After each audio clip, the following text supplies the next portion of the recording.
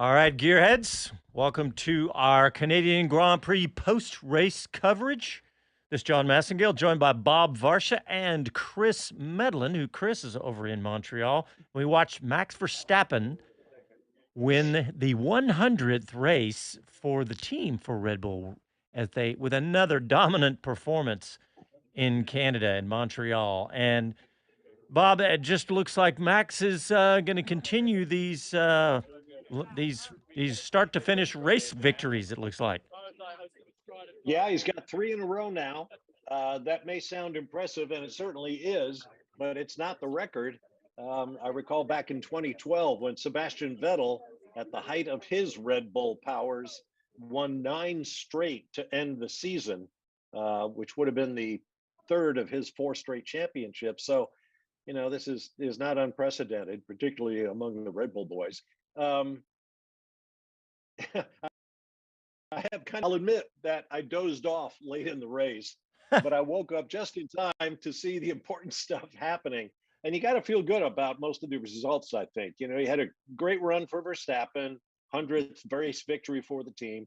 Alonso in second, the best he's done in a long time. Hamilton in third. Leclerc and Sainz and the 2 Ferraris come up to fourth and fifth. Perez gets fast lap as well as sixth from starting 11th. So, there's driver after driver. Albon, 7th, and a great point scoring performance for Williams. Ocon, then Lance Stroll, who pulled a kamikaze move on Valtteri Bottas to take 9th right at the flag by thousandths of a second. Bottas finishes in the points, keeping his streak alive.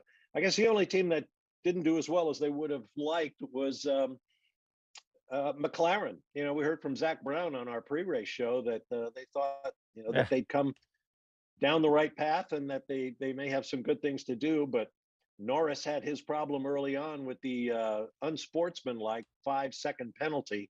Otherwise, he could have conceivably finished in the points. The other team, Haas F1, they didn't. Yeah. Really disappointing for them. That really got caught out by that safety car with Hulkenberg. Yeah. Great point. They started Hulkenberg on the red soft tire, which I really can't find fault with. I mean, it might have worked for them, but yeah, the safety car came out at the wrong time for them.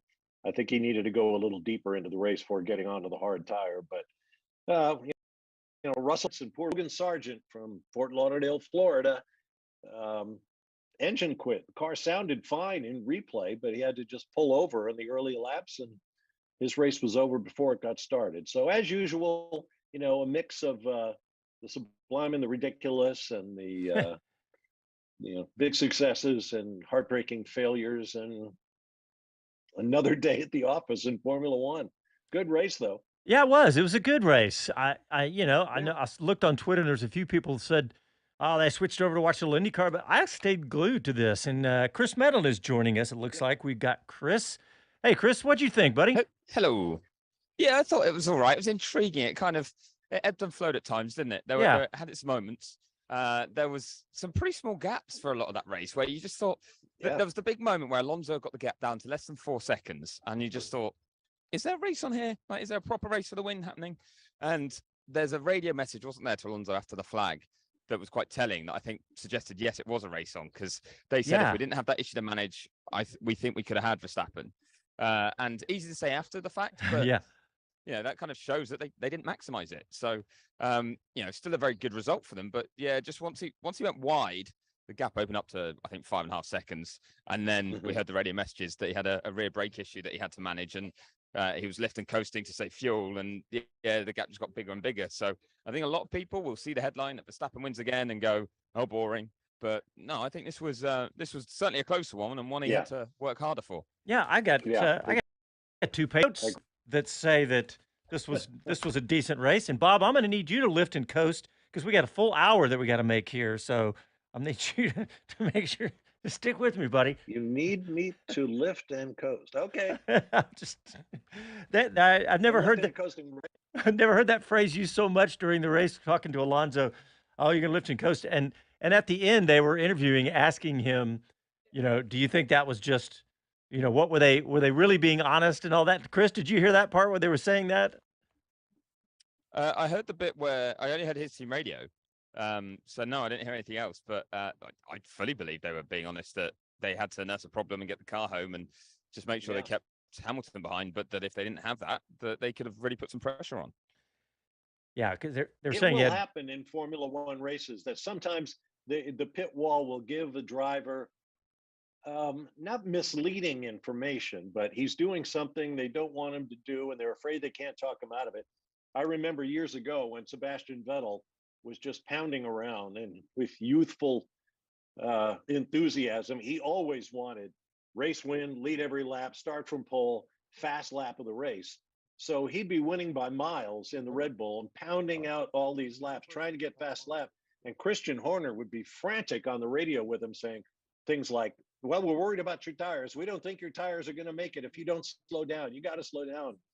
I remember saying on the air, I wonder if they're saying that to him just to shield him. In fact, they're worried about him trying too hard and risking the whole race victory and yada, yada, yada. And Steve Matchett, my on-air colleague, said, no, a Formula One team would never feed misleading information to his driver. And of course, after the fact, we heard Christian Horner say, yeah, we kept telling him his tires were going to explode if he didn't slow down, but it didn't make much difference. So we used to do that all the time in my running days in track and field, lie about somebody's sequential lap time so he wouldn't know he was running as hard as he really was, so he wouldn't worry about being more tired than he thought he should be at that point. That's all psychology. It's a bunch of race psychology. And all's well that ends well. Just looking at my notes at the beginning of the race, we talked in the pre-show, we talked about the possibility of Alonso jumping out with a really good start ahead of Verstappen. Well, actually, the opposite happened because Hamilton had a 2.73 0 to 200, and Alonso had a 3.04. So that was and you saw it. I mean, Hamilton immediately jumped right up. They both had good reaction times, but maybe Alonso had wheel spin or something. Yeah, it was a bad getaway after all of our barking on about how the track was going to be even left side, right side. I think it was just a mistake specific to Alonso and the Aston Martin. Not a mistake, but they just didn't have what they needed when they needed it, and Hamilton was able to get the jump on him. Well, Chris, where are you situated? I've parked myself at Aston Martin, actually. Hopefully going to grab a word with Mike Crack to talk about how the race went for them today. He's just going to see some of the team, understandably, wants to congratulate them on a job well done to get that second place with Alonso, but get Stroll into the points as well. And as you say, actually, I think that start, it seemed like the launch was fine for both. It was kind of in the second phase, wasn't it? That Alonso seemed to lose a little bit of momentum. So whether it was a bit of wheel spin or, the gear shift sync, something like that. But I'm sure Fernando would be focusing on it more if he'd lost out in that battle. But the fact he got ahead and got back to second place, I think just means he's probably already forgotten it even happened. If we can grab Lance Stroll, that might be cool too. I mean, he had a miserable weekend up to the last 100 meters of the race when he was able to, lick the stamp and send it, as Daniel Ricciardo would say, and nip Valtteri Bottas for 9th place. That hopefully ended his home race weekend on a more positive note. Yeah, it was very impressive. I did actually see him make quite a quick exit from the media pen when I was hanging around trying to get Alex Albon, but he's already doing some other TV interviews, so I'm going to run back to him a bit later. Certainly want to talk to James Vowles as well about that result for Williams. But Lance looks fairly happy. He's actually, I can see him now through the doors. He's still just hanging around in the motorhome, but obviously he's probably thinking he's done for the day. Now, this is where I take a risk, and I tell you what I'm going to try and do before I've tried to do it, and it might fail. But Lando Norris is going to walk by in a second, and I'm going to see if he'd answer a question or not. I'm not too sure. I'll try and get Harry's. We're going to see. Lando might try. Lando, 5-second time penalty for being too slow at turn 10. What did you make of that? Turn 10's a hairpin. Unless they expect me to go flat out around it in 8th gear, I'm a bit confused. And the second car, wasn't it? Backing up to create a gap to Oscar? No, everyone goes quick and slowly to kind of keep some temperature in their tires. There's no rule that you have to remain within a second or half a second of the delta. So I'm a bit confused, honestly. They only told me to box like 2 seconds before I almost turned it into the last corner. So I don't know. We weren't meant to box this early. We're trying to go for a one stop, and a one stop was impossible from boxing that early on. So I don't know. I feel like a missed opportunity then today, because you had good race pace, but that put you kind of in a fight that then you would have been in the points and don't get any in the end. Yeah, impossible to say. Impossible. Impossible. I don't know. I just did my best I could in all the situations we're in. Simple as that. All right, well, thanks today. Bob, That's a bum fight down here. He's just slapped Max Verstappen as he ran the other way as we were doing that interview. The top three were heading down, I think, to do the press conference from the podium. So Lando was only half paying attention to whatever I'd asked, and just slapped Verstappen as he went by. Impossible to say. No, it's not. You can say it. Yeah, exactly. I think he just didn't care what I'd asked. He was just like, there's more fun things going on. But the first things he said to me, I will say, I don't know if it was caught on mic. He said, "Save me." So I might try to say him. Got Sergio Perez here. I don't know if he's up for it. Checo, can I just ask? Good. No, he's got to run. All right. Checo's not got time to talk about what I thought was a decent recovery, actually, and an extra fast lap. But I always find that strange when drivers who haven't been having a good time of it don't want to talk about when they have a better time of it. But never mind. Hey. Lando said the word "save me" because they just get costed now. The paddocks are so busy. It's fans obviously only get one chance to meet their heroes, and they will grab them. So I think I was his escort back to his driver room there. Hey, Bob, you were talking about the stewards and how they were quick with the penalties this weekend. What did you think about Lando's? Well, I can't really criticize that one. I didn't see, I don't recall seeing the incident. You heard Lando say, that there's no rule saying you have to be within a certain. I know that the first place car following the safety car does have to be within 10 car lengths of the safety car itself. I don't know, maybe Chris knows better than I, whether cars in the queue need to stay a certain distance from the car ahead, and that may have been what caused. Sorry, they do when there is a queue, but at the point. So what happened there was that the safety car was deployed, but everyone hadn't caught it yet. It was that first lap when the safety car was sent out. So everyone then dived into the pits. So none of them had actually caught up with the safety car yet to create that train. So that's what kind of, I guess, created some of the confusion for Lando. He's saying, well, at this point, we're not in order. We're not doing something at a certain speed. What do I do? Yeah, I can kind of see half of this point there, but at the same time, I do think drivers have been warned. They call it unsportsmanlike behaviour because, of course, he's trying to do something to help his own race, and it's fine from his point of view, but he then impedes cars behind who can't do anything about it because they're not allowed to overtake him. Right. Bob and I were talking. You want to remove that? Yeah. Go ahead. Yeah. I'll just say, Bob, you and I were talking right before we went on air about a very interesting green room conversation between Hamilton, Alonso, and Verstappen, and they were all just best buddies, just chatting away. Not to mention the number of world championships in that. But it was good. It was good though. It was good, and it was they covered it for a while. It is, and I'll say it a million times. These guys, almost to a man, and Chris can check me on this. I mean, they are colleagues. They are friends. They depend on each other to a large extent, doing a very dangerous job. That's why you see drivers get so upset, in my view, when somebody does something that another driver thinks was excessively dangerous or irresponsible or so forth. Other than that, they look after each other, and I'm sure they spend time. Some of them. Sorry to interrupt you, Bob, but I've got Christian Horner here who's celebrating 100 wins for Red Bull. I mean, what a milestone. Yeah, I mean, incredible. I mean, the whole team should be so proud of everything that they've achieved, and 100 victories for Red Bull is just incredible. So incredibly proud of the whole team, and to get to that century is very much a landmark moment. Could you have imagined achieving this sort of success when you joined the team? I don't think any of us could have dreamt of it. I mean, we've won 27% of the races we've entered, and we've done all that since 2009. So an incredible performance, an incredible team, and hopefully there's many more to come.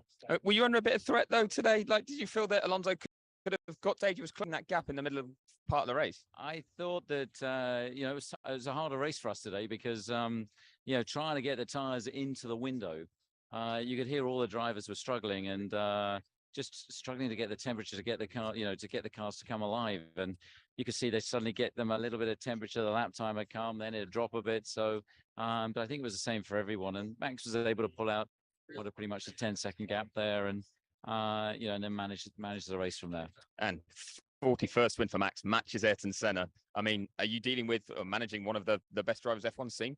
I think, he's getting there, and, statistics will dictate that. But in raw ability and talent, I've never seen a driver or work with a driver, like him. And, he's a phenomenal talent. And, the exciting thing is he's still getting better. Yeah, exciting, scary Chris, for some. And just Checo. finally on Checo, how was his race today? He kind of did climb back through, got the extra fastest lap point as well. Yeah, he had damage limitation for he started on the grid, and I think again struggled with that tire temp, with the hard tire and the medium tire, and then he had enough space. He had a window to take that fastest lap with a great lap on the softs at the end there. So, damage limitation for him. Well done today. Congratulations. Thank you. Great minds think alike there. Bob was reminding you to ask him about Checo. You were already on it. Yeah, sorry, I didn't mean to interrupt.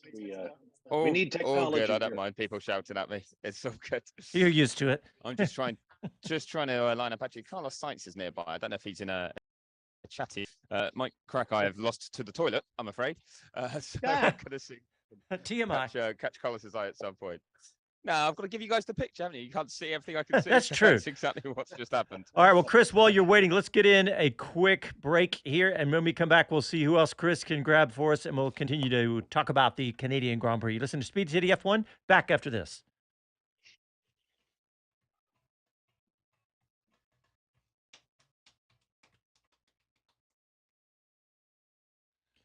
Okay, we're still live on the stream. Got a few of the regulars here. D. Nelson's here. Hey, D said that was a great podium celebration, and it was. He said, Joe says, Adrian knew he got hosed down. I saw that. That's very true. Not for the first time. Yeah. Barry Pemberton says, better than the Spanish GP. A few more laps, and it would have been an amazing finish. Joe at Oyster Bay says, Bob never needs to lift and coast. My weak attempt at humor. As a compliment. Man, but I should explain what I really do have a page full of notes here, man. I got stuff I want to ask you guys. Good. We didn't talk about Alonso hitting the wall at the beginning on lap 5. Remember that? Yeah, how about that? Yeah. Hit it flush. And what about these cars, man?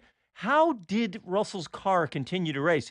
Chris, you prematurely tweeted Russell's out, but you were you were right. I mean, I couldn't believe that. I saw your tweet before I saw the replay, and I was like, "Oh my gosh, yeah, how did he keep going?" And clearly had trouble, and they had to retire the car. But man, that was a crazy hit. These cars are so much stronger than I think in the last few years. Yeah, that was insane that they managed to get it going again. He said he was out, I think, on the team radio. Yeah. Oh, did he? When he hit the wall. Yeah, he did. You're right. You're right. It was a huge hit. Yeah, he must have got it right on the wheel rim. Like hard enough that it didn't break the suspension or drive shaft, but it did break the wheel.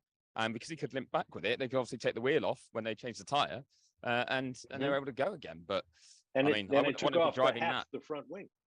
It did, yeah, because the way it snapped back into the wall again, and I would not want to be behind the wheel of that car for the first lap or two after the pit stop when you're trying to find out if it's going to hold up or not. Exactly, yeah. Turn in and see if it can take the stress. Here we go.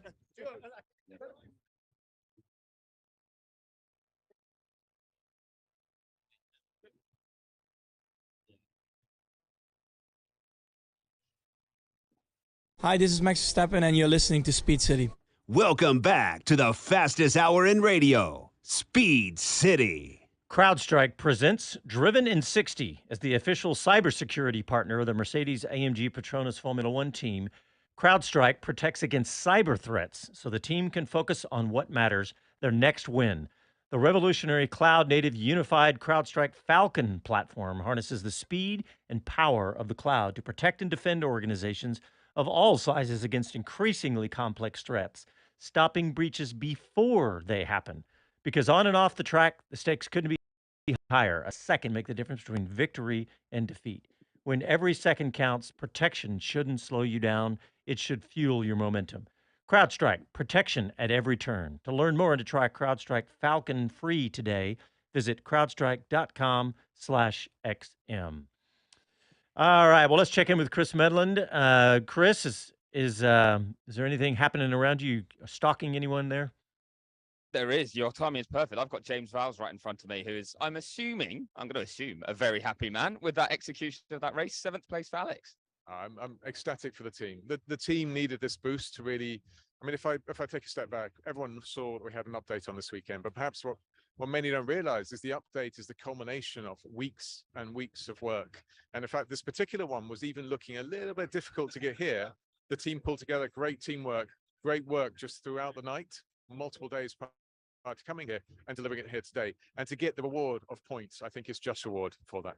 And obviously, that wasn't an easy race. He was having to drive defensively late on, but he was making the one-stop strategy work. So trying to keep those tyres alive. I mean, do you think you did have a car that on raw pace as well was scoring points? This wasn't a lucky result.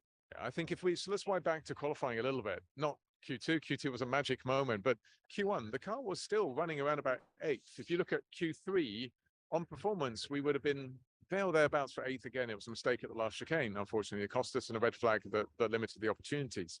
But the point is, that was a car working well here. Now, we're realistic. The updates on the car, but this is also a track, irrespective of that was always going to suit our car. And there is something up that will do the same and some that won't. So the update has definitely been in a position here this weekend. It's not a surprise that we've targeted here. And in fact, we took a new power unit as well as a result, just to really culminate the opportunities that we had available to us.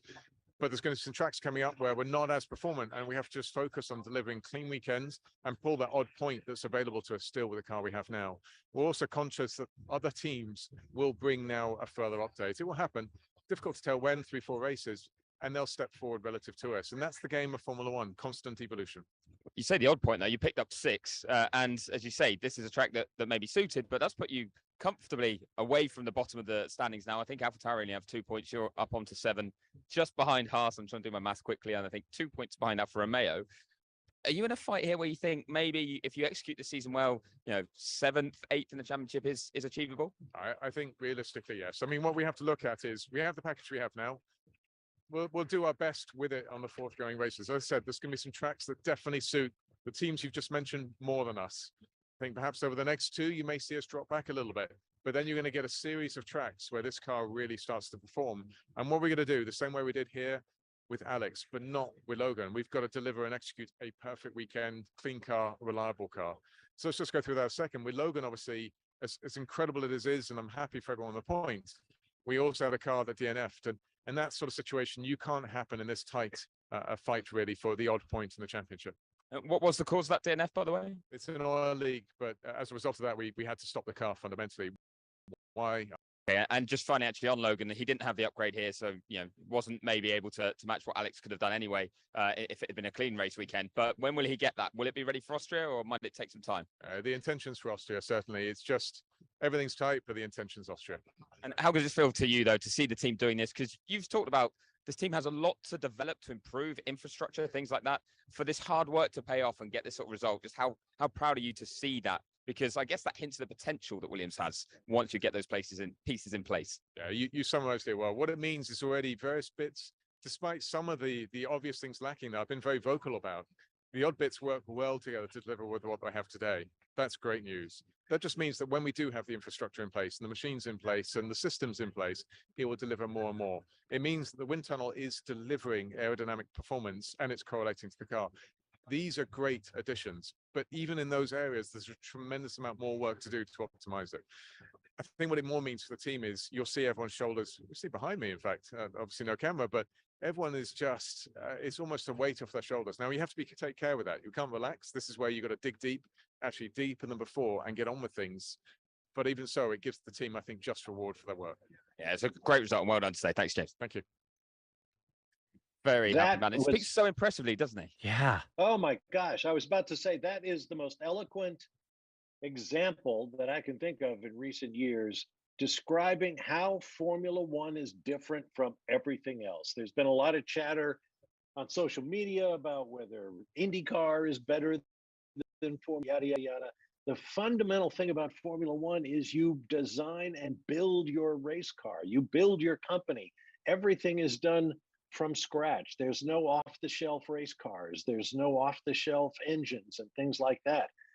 And, James Bowles, a very impressive guy, has been pretty upfront about the fact that Williams, have come up short in recent years for a reason. They used to be the mightiest team in Formula One, but then for whatever reason, personnel, budget, technology, mismanagement, whatever it was, they took their eye off the ball and they suffered for it, because that's what's going to happen to you in a sport like Formula One. And he said some of the technology that they had on the car that he discovered when he hired on as their team principal was, as much as 2 decades old. And there's so much work to be done. But boy, he does sound like the man for the job. He's only 43 years old, and there's a reason that I think that Mercedes, he was seen as a potential successor to Toto Wolff, and you see that now. I mean, he is obviously, when you reach this point, he's going to be a very intelligent guy, but he was impressive just then, and he has been every time I've heard Chris talk to him, or anyone else for that matter. So impressive. Yeah. Hey, Chris, I hear your mic lighting up there. What's happening out there? Yeah, I'm just trying to fight my way through 4 TV crews that are all in different positions and make sure I don't walk between a camera and a presenter, because that is the worst thing you could do. But I've just seen, so I will admit, by speaking to Jay, I've dropped to the back of the queue with Mike Crack, so we will grab him at some point, hopefully before we're off air. But if not, then certainly for the midweek show, Wheel to Wheel on Wednesday. So we'll certainly hear from him about just how this weekend has gone. And it's funny is that we've got used to Aston Martin now being at the front. And I wonder when something like a second place like this starts to become like, yeah, okay, fine, another podium, but it's time we won a race, or we want to win a race. Well, given the jump they made from last year, it's very, very impressive. Well, so, we kind of already heard that today, didn't we? We heard him say, "Hey, we could have won this race today." Yeah, it feels like it is coming. It feels like there's gonna be a round where it just clicks. And at the same time, there's a point in that race, I don't know if anyone else felt the same, but when you had Hamilton and Alonso really fighting closely, Verstappen maybe just out of reach, but you thought, if something happened, if there was an issue, a gearbox problem, whatever, don't forget Perez retired with a gearbox issue here last year, and Verstappen wasn't in the race, we'd have an epic. We'd have Hamilton versus Alonso, 2 closely matched cars, racing hard. It would have been sensational. And sometimes, we're that close to something brilliant. I know people get bored of Verstappen winning all the time, but we are very, very close at times I think we're going to get, at some point, we're going to have a race that is a proper classic. Yeah. Hey, I'm just looking at my notes. Bob, I want to ask you, what do you think about Perez after today and just like we talked about in the pre-show a little bit, just the last few races, and he's just it's disappointing for one right now. But what do you think about what's going on with him? With Checo? Yeah. Yeah, he's hit a rough patch, no question about it. I mean, he was drums and guns off the start of the season. We all wondered whether or not he was going to challenge his teammate. They pulled off the one. Sorry to interrupt, Bob, because I've grabbed a guy I want to give a lot of credit to, because Ferrari get a lot of stick for their strategy sometimes. And today, I think Ferrari absolutely nailed it with both cars. Patient, pick the right times to make their pit stops. Yeah. 4th and 5th for Leclerc and Sainz. Fred, Vasseur, how happy are you with the way today went? Yeah, today was a good one. That I think the weekend was a bit up and down. We had a very good Friday, and then the quali was much more difficult. But we had a good comeback on Sunday. The strategy was a good one, but at the end, it's so much easier to have a good strategy when the pace is there. That when the pace is not there, you don't have a good strategy at all. That it means that we put them in the situation to be alone and far away of the traffic and the dirty air. And at the end, they had a very good recovery. And we can be happy with the situation today and focus on next weekend or 2 weeks' time now on Austria, and to do the complete weekend. Well, you had the pace to comfortably keep Perez at bay today. You were close to Hamilton for that whole final stint. If we do create this scenario where maybe everything had gone perfectly, how good could the weekend have been? It's not working like this. You can't race with if, that it is like it is. We didn't do a good job yesterday. That it means that we have to understand why and to try to fix it. But no, I don't want to race with if, because everybody is world champion like this. Very true. But then if we look ahead to Austria, so some new parts coming there, you said you're going to keep bringing new parts consistently. Yeah, we'll have small upgrades for Austria. It's we are trying to fix the weakness of the car and to work on both sides, on the operation and on the potential of the car. But I think we are going on now on the right direction. I was going to say the race pace today must be really encouraging from that point of view with the recent upgrades you've brought. Yeah, but we have also, I don't want to be over optimistic, and you have also to keep in mind that Montreal is not a traditional track. Let's say that it's a lot about curbing and to manage the track with a bit green. But at least in this situation, we didn't have Deg. We were able to do the race with one stop only, and when the others did two, and the pace was very strong at the end. But, overall, it's a good one, but let's confirm it in Austria now. Well, just finally, I mentioned on the show yesterday, I was watching you do an interview, I think with Sky Italia, with Charles stood next to you after he'd had a tough day. It looked like probably a tough interview to do. He's obviously wasn't happy yesterday. He must be a lot happier today. But how pleased are you with the way the whole team reacted from how yesterday went? No, yesterday was unhappy when he jumped out of the car, and I think it's your job also to put the pressure on them. But when we had time to discuss, to explain the situation and why we did the call, and so that he was much more calm, and it's why he joined me on the interview on Sky, and I think it was a very good and very positive reaction from Charles. Very positive from the whole team today, so well done. Thank you. Yeah, strong There we effort. go. Great strategy, solid pace. I feel like it. Yeah. Yeah, exactly. They had it all, didn't they? And I just felt like it sometimes, I will be the first to criticize the Ferrari strategy when they do make mistakes, because Ferrari don't always own up to them either. They seem to sometimes try and make excuses for some really bizarre calls. But today, quite early in the race, just saw them make some pretty brave ones, actually, not pitting when everyone else did, trying to get the cars further forward and backing them to be quick enough. And yeah, they got it right today. Yeah, they did. And yeah, as you say, Chris, it's easy to pick nits. I mean, the car showed potential all weekend. I mean, look at how fast Sainz was in qualifying until he went just one step too far, lost it down in turn one and hit the barrier. And his weekend basically fell apart. And Charles Leclerc on the wrong tire at the wrong time. I mean, it's not like the cars were slow. It was just getting that potential out of the car, which it looked like they were well on the way to doing until both cars suffered very different problems. And now today, as you say, they got it right. And they can do great things when that happens. Yep. All right, guys, we need to pause for a quick break. And when we come back, we'll continue to talk about the Canadian Grand Prix. Listen to Speed City back after these messages.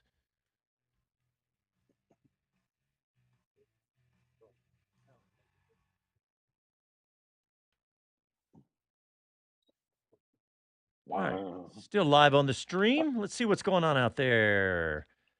Oh, D. Nelson says, can we talk about the recast? It felt pretty flat. Nothing like the Manning cast on NFL. You know, Casey our producer was watching it and said it seemed pretty boring. I watched just literally like about 3 minutes, and I expected more from the comedian of that group. And honestly, and also wait. Daniel Which Ricciardo. one is the comedian? Both of them, they both seem, let's give them a break. Yeah. It's their first time at this, but I mean, I think Dee's assessment, it kind of fell flat. That's exactly what it felt like to me. I think I felt the same way. So strangely, when we came off air, pre-race, I followed Daniel back into the media center towards his commentary box, and he was a little bit nervous. He said he thought it was going to be okay, but I think it's hard for him, isn't it, when he's a Red Bull driver still? Like, there's only probably so many lines he can cross without getting himself into trouble. Yeah. I would love to do one of those wraparounds. And there are people out there who are going to hear me say, I've been telling you for months, you guys ought to do one of those, what do they call it? Watch-alongs, a simulcast, if you will. Yeah. We should do that. I know. Hey, Bob, D. Nelson says, Daniel was good, but seemed unprepared. I have no idea why Will Arnett was on there at all. Replace him with Bob Varsha, and it would be great.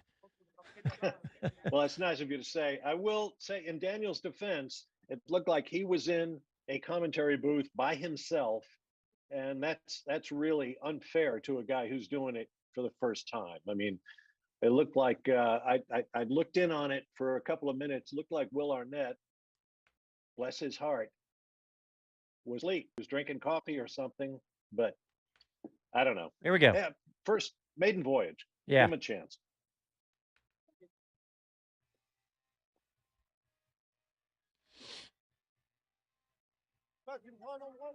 Hi, this is Karun Chandok, and you're listening to Speed City. Welcome back to the fastest hour in radio, Speed City. The Speed City F1 post-race show on SiriusXM is brought to you by CrowdStrike. Stop today's most sophisticated cyber attacks at the office, the racetrack, and everywhere in between. Learn more at crowdstrike.com/XM. Don't forget that XM. All right, Chris Medland, you got that microphone near somebody right there? Well, some Williams team members were very, very happy with their work. So I'm actually trying to stalk their driver. They're all hiding from me right now. But yeah, I'm going to get a question to Alex, I think, if we time this properly, where we'll just get to see his reaction to what's been a great day. But I was making the point that they're having to wait a long time for him. He's having to talk a lot. He's getting bounced around from every TV crew to every TV crew. Everyone wants a piece of him today after such a great drive. I think he got driver of the day, right? Didn't he? He was leading it. Albon? Let me look. Yes. He did. Okay. Yeah, Albon got it. Mm-hmm. Did he have? Yeah, did he put 58 laps on those tires? Did I see that right? I believe so. Yeah, made the pit stop under the safety car and ran to the end. Yeah, 58 laps.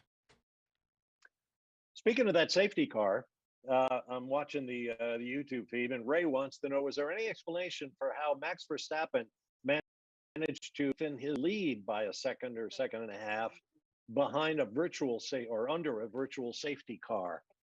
No, I saw no explanation about that, but I did hear Martin Brundle say on the air, I bet that's exactly what Lewis Hamilton, who was in second place at the time, was asking himself as well. Sometimes it's the timing, isn't it? If you get it goes green again, and it went green quickly. If it goes green and you're in the right place, you're gonna benefit from that. So that could have been just a bit of luck, really. At the same time, I didn't see what the gap was as it was thrown, or where Max was at that time too. So I don't think it made a big difference to the outcome, though, did it? Oh gosh, no. Yeah, we saw luck all weekend. I mean, look, let's face it, Hulkenberg was at the right time in the right place to get where he was before the penalty in P2, but then he was at the wrong place at the wrong time in the race and ended up losing 10 spots because of the safety car timing. So that's F1. That's just racing. Yeah, very, very true. I'm sorry if I do waffle for a bit here, because I think we're going to have to time this cleverly with Alex Albon. He is very much up against it, but we're going to get a question to him as he walks back towards Williams. He's got a good smile on, but I tell you what, they must be desperate to get back to their teams to celebrate whenever a result like this. And how long ago was it that the race actually ended? What, nearly an hour ago? Yeah. And he's still in his overalls, still doing interviews. Hey, what about that rear wing on Ocon's car? Did we ever hear anything more about that, Chris? Not that I saw, but we'll ask about that a bit later. I'm just going to get Alex on the walk and talk, because you must be desperate to get back to your team, and you've had a brilliant result. So, Contact, was this one of your best races ever? Where does it rank? It was definitely a good race.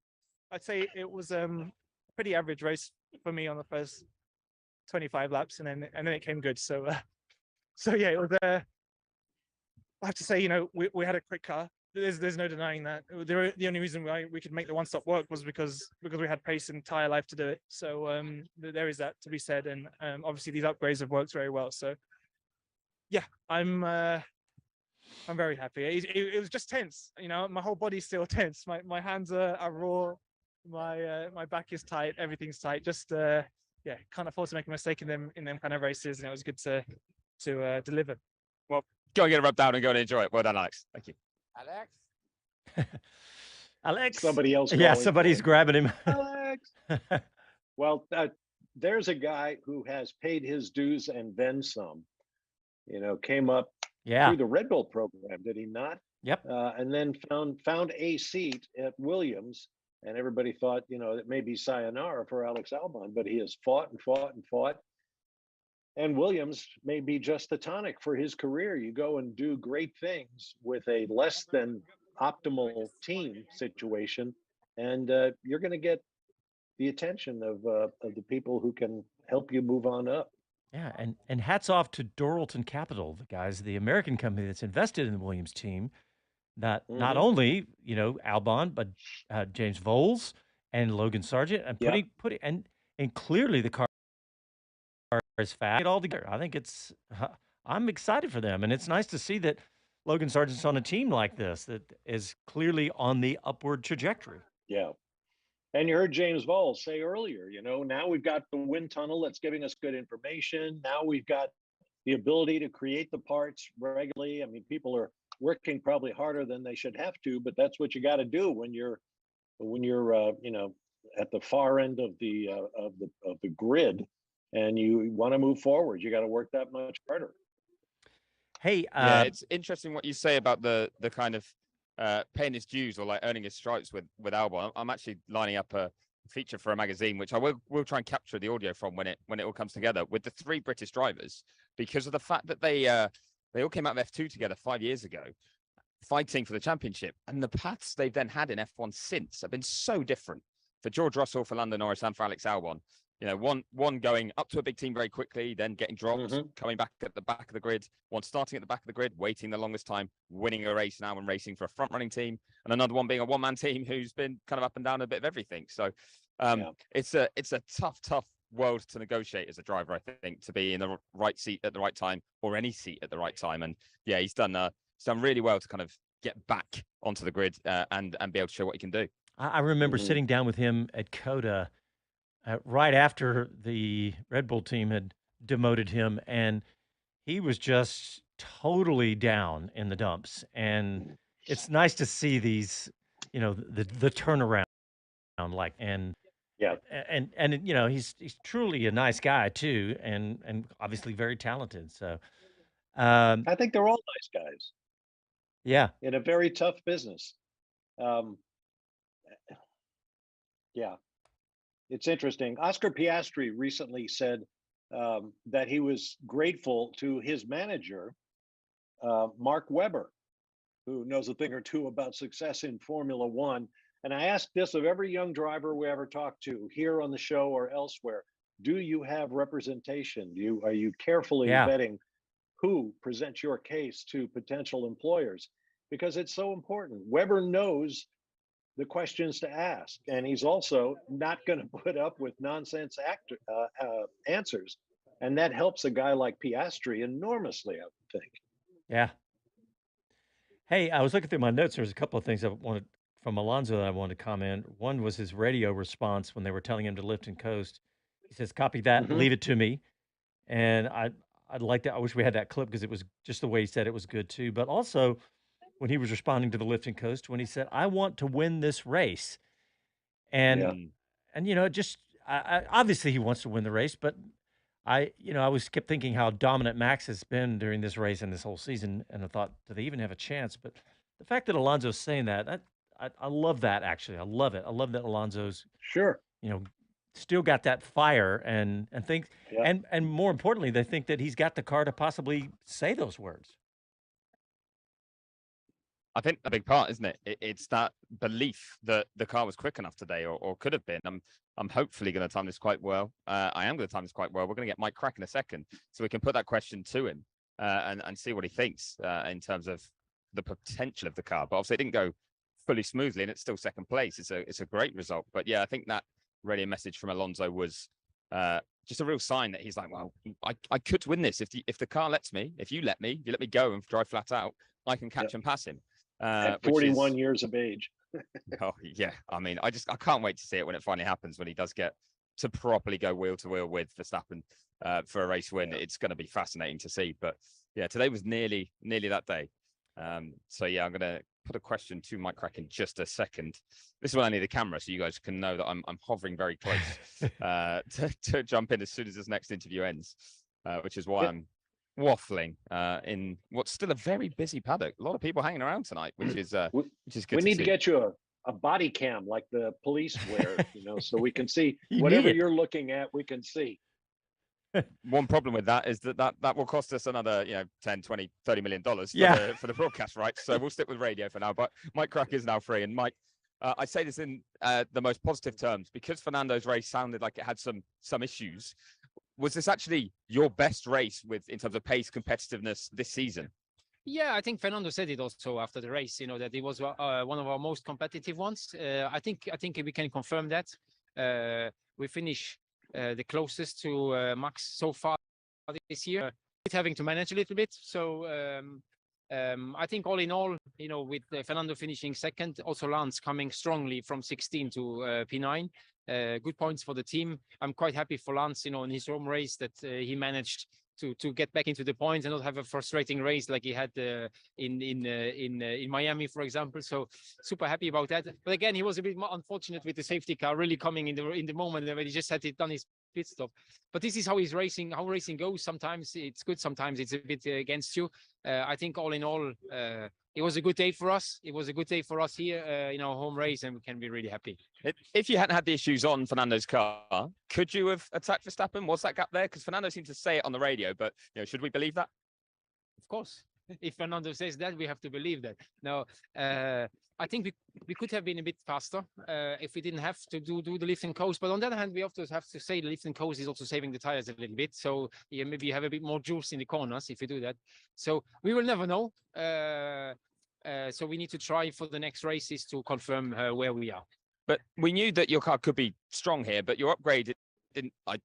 Tell me if I'm wrong, but wasn't targeted at being strong here. It was just an upgrade to improve the performance overall. So are there going to be more circuits coming up where you can keep that pressure on? We hope so. We will definitely try hard to keep developing this car. We cannot stop now. We always have said, we want to have a program of continuous development. Sometimes the parts are a bit bigger, sometimes the parts are a bit smaller. Here they were visible, so everybody speaks now about great. But at the end of the day, I think it's important that we keep going. We have to demonstrate that we can keep up with these teams. We are still quite small. Just moved into our new factory, so I think it's quite good for the confidence of the team, and I'm really happy because they have worked so hard over the last weeks. With the move, with the triple header that we had in Imola, for the production, it was important to have these parts ready, and we were here with everything in sufficient quantities. So I think everybody can be really proud today. Dan Fallows told me at the lovely dinner you guys put on for us on Thursday night that I have to call it a technology campus. It's not a new factory, it's the new technology campus. But I wanted the word actually on Lance that you mentioned as well. A good recovery, but what a finish as well to steal 9th place. Yeah, he was not stolen. To take it, yeah. To take it, yes. I'm super happy for Lance. He had a hard time yesterday. Didn't really find the grip in qualifying. And it was a disappointing result for him. Obviously, he has also quite high ambitions, and to come back so strongly despite this unfortunate safety car that came, I think is something that we have to be happy about, and especially here in front of his home ground to finish in the points from starting 16, I think is a good achievement. And just finally, then, bigger picture question: with the way the start of the season's gone, the performance you've shown here, the improvements you're making, the drivers you have in the car. Do you feel more confident now than maybe earlier in the year that you can win a race this season? Yeah, confident. Yes, our confidence is obviously increasing, is improving over the races. The more good results you have, the more confident you are getting. But we will not become and say we'll win a race. I think as long as we have a performance deficit to the front cars, we should not speak about winning. It can happen then occasionally or circumstantial, but not on merit. And as long as you are not there on merit, we should not predict anything like that. What is important is, like, you have situations like today that you are there in case Max has a problem, then gain from it, and you have to keep the pressure up. Yeah, we look forward to watching you do that. Thank you very much, Mike. Thank you very much. Thank you.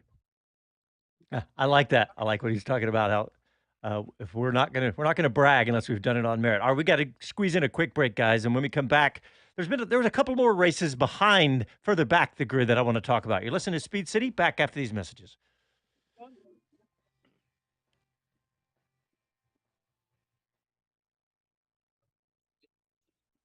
All right, we're still live on the stream. D. Nelson on YouTube says, "Happy Father's Day to all the dads in the chat in America. I think we got a pretty good race to enjoy in our day."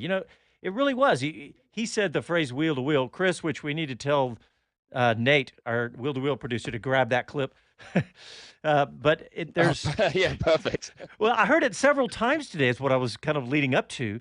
They heard during the race there was a ton of wheel to wheel action, and it was it was an exciting race. On the surface, it may not have been, but it was really another good race. A good race if you are a true F1 fan, and in those still learning the sport. Great, good on you. Watch this race and learn some from it today. But I thought it was as you say, like Verstappen winning is the thing that some people will look at as a headline.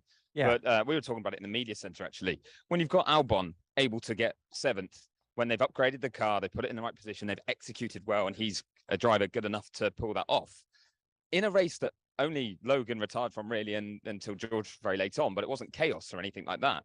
It just shows the strength and depth of this grid from every team. The biggest gap by far between two teams is between first and second. Everything else is so small incrementally. It makes for some fascinating racing further back. And it's just a shame that, it doesn't include the fight between P1 and P2 every week. Yeah, true. Yeah. Mike Bowles on YouTube says, I was thinking it had some different audio feeds, so I muted and put on the XM audio feed. Good for you, Mike. We appreciate it. And a couple other comments here. Ray says, Red Bull catering budget has helped the team tremendously over the recent years. All righty then. The cost cut stuff still will rear its head, won't it? And understandably so, because there will have been a gain of some kind. You can't ignore that. But I still maintain that not to the level of advantage they've had over the last 18 months.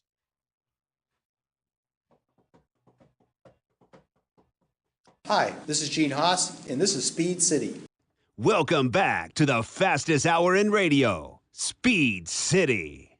All right, I said we were going to talk about some of the races towards the back, and didn't get any further back than this, at least at the finish of the race. It was Kevin Magnussen and Nick De Vries going at it. Bob, think of that.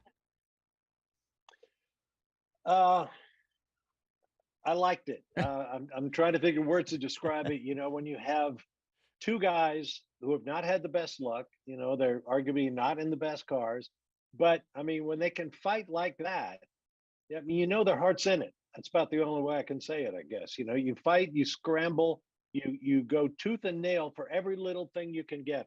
And even though you don't score points if you're out of the top 10, those positions that come after it, 11, 12, 13, and so on, matter in the grand scheme of things, because those are the fallback positions when they're ranking drivers and teams by performance. A 14th beats a 15th every day of the week. So, it's good to see them fighting. Like to see more for each driver. K-Mag has been such a great thing for the Haas team. And I got to know Nick De Vries in his Formula E days before he won the first Formula E World Championship from the FIA. So, these guys all deserve better, but it's a sport, it's competition. And not only on the racetrack, but in the garages and in the labs and everywhere the work is done that puts these two cars on the racetrack for each of the 10 teams. So, yeah, good fun to watch. Yeah, I totally agree with you, Bob, on that one, actually. The fact that to see them fighting for it so hard and it mattering so much, partly because, as we say, when it's so competitive, you might nick that one place or two places during a race. And then because there's a lot of fighting going on, if you get an incident, suddenly there could be 3 or 4 to be gained, and you just never know. But quick question, actually, I'll throw to you both. Points in Formula 1 used to be down at like 6th place, then 8th, then 10th. And it used to be a real kind of a huge achievement to even score a point in F1. But with a field this competitive and the way the racing could be, what do you think about the idea of maybe more points, IndyCar style, that go further back so that each position actually has a points value to it if you can gain it?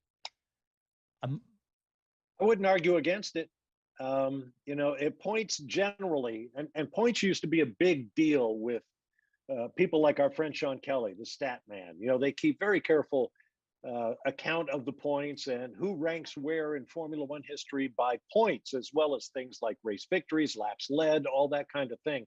Points have become less relevant since they have monkeyed with the scale of points. As you say, 6 drivers earned them at one point. Once you got 10 points for a victory, now you get 25 points for a victory. So points become less relevant, I think, in terms of measuring one driver against another. But I have no problem with changing the system again so that the teams have something to come away from on a race weekend in terms of points scored. Yeah, and my instinct reaction was the same as you, Bob, is that it's okay. And as you're saying it, I'm thinking, but it is kind of special. They go all the way to 10, so they go halfway.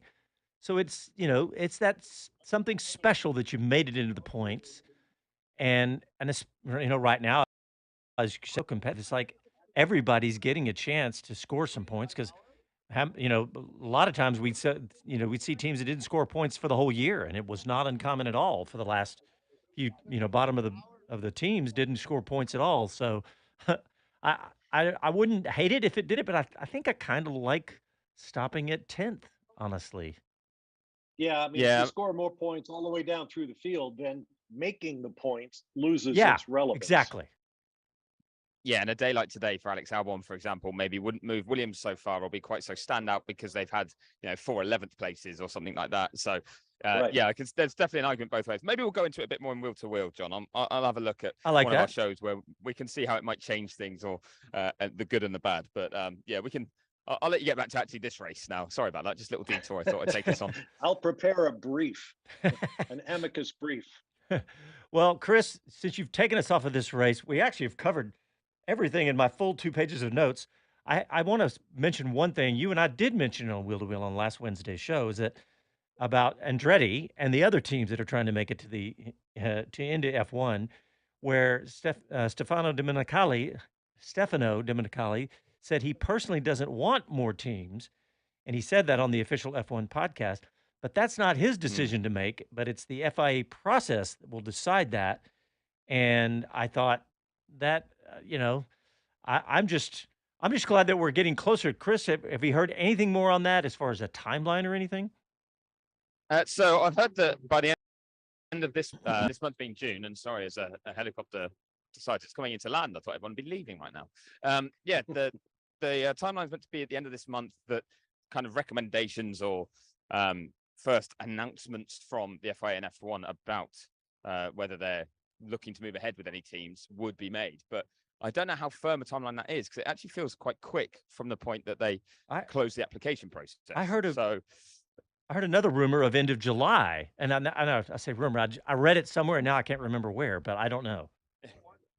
Well, I mean, to me, that would make more sense. Another kind of 6 weeks to go through it, because the FIA had said to us only 2 weeks ago in Barcelona that the process had been closed and they were now going through the due diligence with every one of the submissions they'd had and asking questions of those teams where they had more questions. So that could take a little while. And I'd have thought, some of those teams would want a bit of time to, give firm answers if there's any big questions that the FIA had for them. So, bit of an odd one on that front if it's the end of June. But I will try and double check actually when I get back up into the media centre to see if they'll give me that deadline. They said they won't talk about the ongoing process, and any teams and how many have applied and that sort of thing, while it's going through this current part of the process. So yeah, they're kind of trying to keep their cards close to their chest, but it will be a joint thing between the FIA and Formula One. They will work together on that. They will both have to kind of agree if any one or two or none are to come in or not. So it's not just the FIA can say yes, or it's not just F1 that can say they need to agree. So now I think it would be fascinating if we actually got to the situation where the FIA said, you know what, these two are really good. They can, they tick every box of what we've asked of them. So it's up to you, F1. And then F1 turned around and went, nah. I think that would put Formula One in a tricky situation. So we'll have to hope that we actually do find out how the two of them, FIA and F1, talk about it. Well, I've heard from more than one source that Andretti is just keeping their foot on the gas with the assumption that they're going to get in. Obviously, they don't know, but they are doing what they need to be doing at this stage, whatever that means. They're, picking out people, picking out suppliers, all that. So they're keeping their foot on the gas. Well, guys, we are almost out of time. I just want to make sure everybody knows what our schedules are. We, of course, pre and post of every race. And we also have the Wheel to Wheel show on Wednesdays that Chris and I do. And you can go to our website, speedcitybroadcast.com, to check out all the details on how to find the times and all of that. And, of course, every Sunday that we don't have a Formula One race, we do the Sunday Night with Speed City on Austin Radio and, of course, on YouTube and Facebook. And that's generally Jonathan Green and I. Whenever we can wrangle Bob Varsha into that, we do that as well. And, we are out of time. But thanks, everybody, for tuning in, however you did it today. Thanks, Chris Medland. Great job out there in Montreal, my friend. And Bob Varsha, thank you, sir. Appreciate it. Great job. And we'll talk to everybody next week.